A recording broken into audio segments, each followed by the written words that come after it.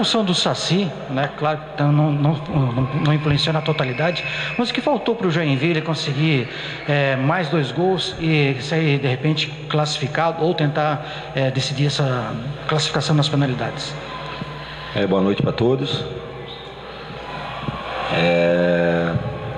O que faltou foi fazer o gol. Eu acho que nós criamos oportunidades para fazer mais um gol, fazer de repente o terceiro e levar para os pênaltis. Tivemos duas situações adversas, né? Que é entrar sabendo que tem que fazer um score dilatado e jogar com um jogador a menos no primeiro tempo, que atrapalhou bastante a nossa tarefa. Mas nós já superamos isso aí. Tivemos lá em Chapecó uma situação parecida, contra o Figueirense aqui também. Foram 3 jogos atípicos, não foram 11 contra 11, aí você tem que utilizar a estratégia diferente. Após a expulsão do Saci, nós tentamos fazer as 2 linhas de 4 para marcar, e na nossa posse de bola eu aproximava o Wellington e o Thiago Luiz junto do Jael. Nós não tivemos sucesso. Depois, no segundo tempo, nós tentamos com 2 centroavantes e um tripé no meio de campo com o Naldo, o Augusto e o Marcelo. Depois da expulsão, tentamos outra situação com o Viana, tirando o Aleph e trabalhando num 3-4-2, né? Isso, 3-4-2, com o Heracles do lado esquerdo, o Aguiar, o Naldo e o Aguiar, o Viana aberto, Sueliton e o Marcelo e Augusto por dentro com os 2 pivôs. No final, tentamos um 4-2-3, com o Viana se aproximando do Jael e do Kempis, com o Heracles e o Sueliton aberto e o Marcelo Augusto por dentro. Então, tentamos de tudo, cara. Tentamos de tudo. Eu acho que o aplauso do torcedor no final demonstrou que a equipe tentou. Nós tentamos de todas as maneiras e eu acredito que mesmo com a expulsão do Saci, nós poderíamos ter conseguido a classificação. Lamentamos, mas agora é pôr uma pedra e já começar a trabalhar a equipe para a final do campeonato. Emerson, é o segundo jogo importante que você planeja uma equipe, desenha um esquema tático, mas perde o Saci por expulsão. Eu queria que você comentasse o quanto o Joinville sofre com isso e se existe algum tipo de punição para o atleta para que sirva de exemplo para os demais. Pessoal, desculpa, mas eu não vou estar aqui comentando a expulsão do Saci. Vocês me conhecem e eu não conversado internamente. Atrapalha nesse sentido, que você faz um treinamento. Eu acho que vocês acompanharam o treinamento ontem. As estaquinhas que eu coloquei simbolizavam o posicionamento do Ituano. Vocês viram? Tinha a linha de 4, Claudinho, os 2 volantes, outro aberto e o Christian e o Ronaldo por dentro. Então, lógico que a partir do momento que com 5, 6 minutos, eu não me recordo o tempo, 7 minutos você perde um jogador, você tem que modificar a maneira da sua equipe jogar. E o que acontece? Para mim fazer as 2 linhas de 4, eu não fiquei com jogadores ideais. O Thiago não tem a característica de jogar aberto, ele até joga, mas ele não suporta muito tempo. Eu tinha o Wellington Júnior aberto e tinha o Jael. Só que faltava aproximação, porque quando você faz essas 2 linhas de 4, você se posiciona para jogar na velocidade. Eu não tinha velocidade, porque estava 0-0 e eles tinham superioridade no meio de campo, né? E começaram a trabalhar a bola, eu não conseguia pressionar a equipe adversária. Então, aguardei, tentei fazer um ajuste ali, fizemos o primeiro gol. O Thiago melhorou um pouco no jogo, se aproximando um pouco do Wellington, mas eu não conseguia pressionar. Já no segundo tempo não, no segundo tempo com 5 minutos nós já conseguimos chegar na intermediária, conseguimos escanteio, conseguimos arrematar. Mas então é isso. A expulsão ela atrapalha dentro da tua estratégia, que você faz a preleção, treina e com poucos minutos de jogo você tem que alterar a maneira da sua equipe jogar. Emerson, nessa segunda etapa, você bem explicou no intervalo o que você queria com as substituições e realmente queria mais essa aproximação, de repente uma compactação. Só que, de outra forma, também perdeu um pouco essa jogada com o próprio Wellington Júnior, que faz bem com a esquerda, a aproximação lá na ponta, ou o Thiago Luiz, que vem do meio, mas também faz um pouco pela direita. De repente, não faltou isso também para o Joinville no segundo, para tentar trabalhar melhor essas jogadas, não só o cruzamento, que tentou em demasia e o goleiro Fábio Alto foi catando. Faltou, de repente, essa jogada de velocidade pelas pontas? Não, cara, eu acredito que assim, ó, eles se posicionaram atrás. Eu não lembro em nenhum momento do segundo tempo, a não ser nas bolas paradas, os dois zagueiros do Ituano chegando na linha do meio de campo ou os laterais ultrapassando. Eles estavam muito fechados, então você não tem espaço para fazer a velocidade. Não tem espaço. O Wellington precisa de espaço. O Thiago Luiz é um jogador que tem força, mas eu precisava recompor um pouco melhor a minha equipe, porque senão ia ficar... O Marcelo não é aquele jogador que tem aquela pegada mais forte. Eu estava perdendo meio campo, eu não estava conseguindo pressionar a equipe do Ituano. E eu vejo assim, ó, talvez a gente talvez pudéssemos trabalhar melhor essa jogada de cruzamento, chegar um pouco mais no fundo. Mas mesmo assim nós criamos a oportunidade para fazer os gols. Nós criamos, né? Então faltou de repente um pouquinho mais de eficiência para colocar a bola para dentro e para que pudéssemos conseguir o segundo gol e na sequência o terceiro, para pelo menos levar o jogo para os pênaltis. Estamos tristes, todo mundo triste. Eu acho que poderíamos passar de fase, era um objetivo do Joinville, mas como eu falei, agora é esquecer um pouco esse jogo. Não podemos ficar deprimidos, porque já no sábado temos um jogo pelo Campeonato Catarinense e estamos vestindo a camisa do Joinville, temos responsabilidade e vamos lá para Blumenau tentar o objetivo de vitória.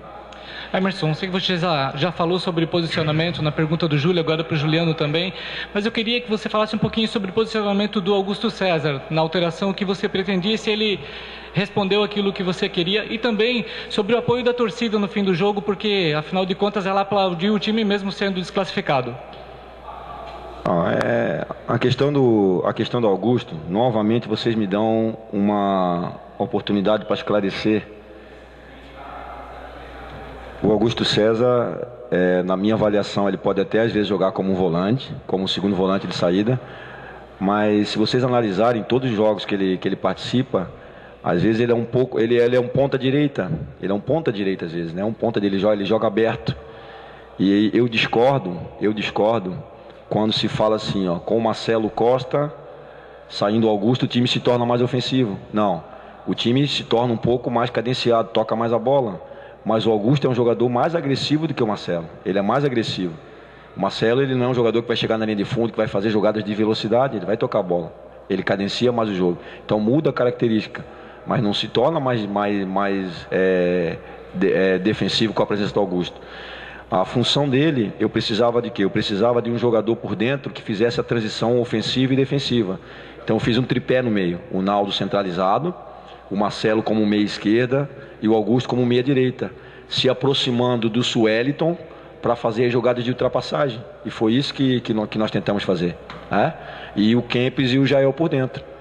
Porque a partir do momento que a equipe adversária se fechou, ou eu estava com um jogador a menos no início boa parte do primeiro tempo e do segundo tempo, eu não teria como tocar a bola curto no meio de campo. Por quê? Porque eu só estava com dois jogadores de meio campo praticamente, que era o Naldo e o Marcelo Costa.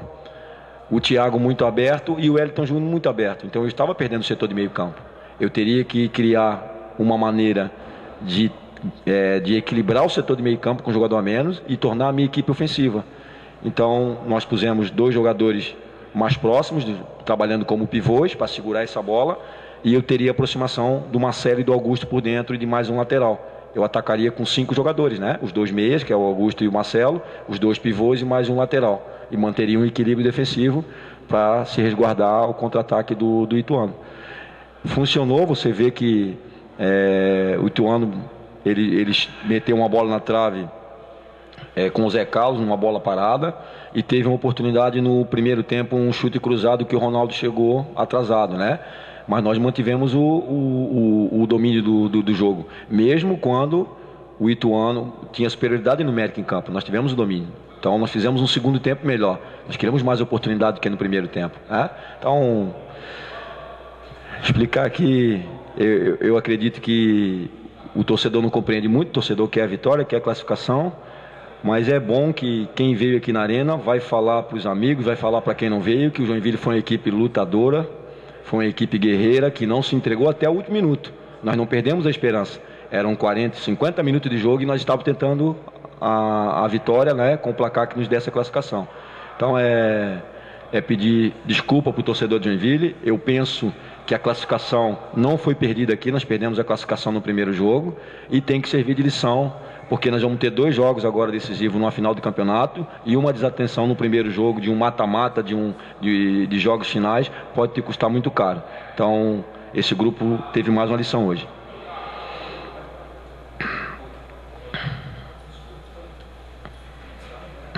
Desculpa. Emerson, ainda sobre essa questão da torcida, tem aí, nitidamente teve um reconhecimento no final. A torcida reconheceu o que o Joinville fez em campo.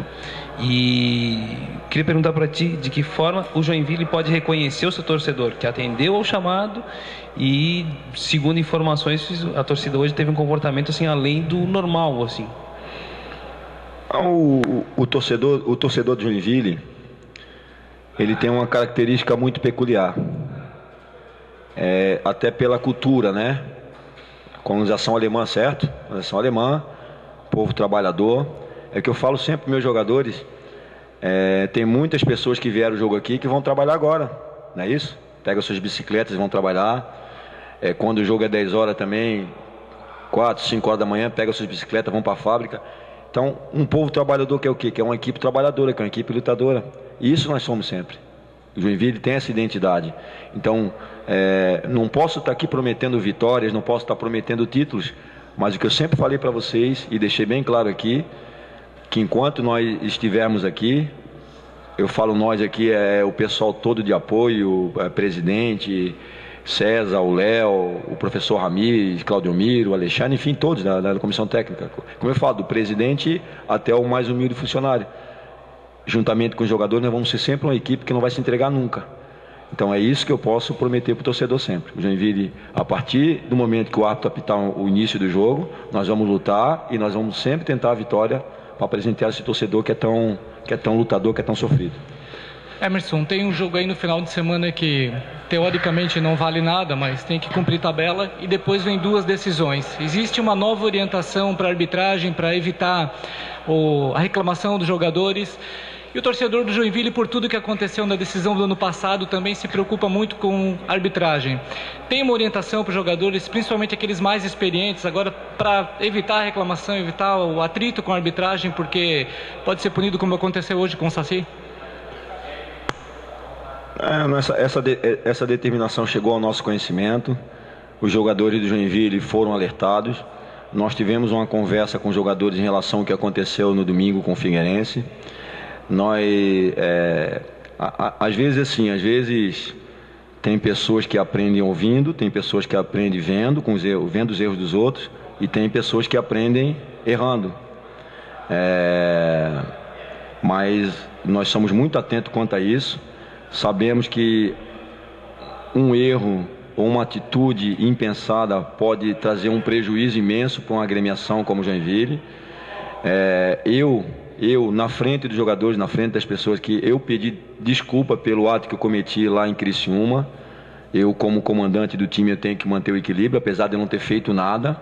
Isso eu juro pela minha filha, que é a pessoa que eu mais amo na minha vida. Fiz nada, mas enfim, já passou. Mas a partir do comando tem que ter o equilíbrio. Eu sou uma pessoa muito equilibrada, vibro ali nas 4 linhas, mas acabou o jogo, fui lá, cumprimentei o trio de árbitro. A expulsão, pelo que a gente percebeu, foram corretíssimas as expulsões, ele não interferiu em nada no jogo, né? E a arbitragem de Santa Catarina, ela está num nível muito bom.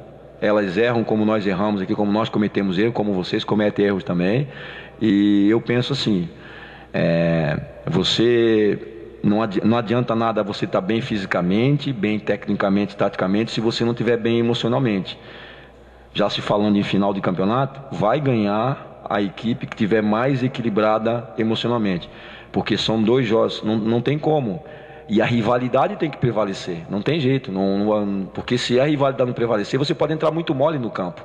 Mas você não pode entrar com a tua adrenalina vai lá em cima, mas depois você tem que ser equilibrado dentro de campo, para tomar as decisões corretas, técnicas para você finalizar uma bola, para tomar a melhor decisão, aceitar uma provocação, não cair em provocação também, né? Então, nós temos que trabalhar muito essa questão do equilíbrio. E o grupo de Joinville é equilibrado emocionalmente, é um grupo de jogadores experientes, como você já falou, mas nós não podemos cometer erros que nós cometemos no último final de semana e cometemos hoje também. Isso aí não pode acontecer.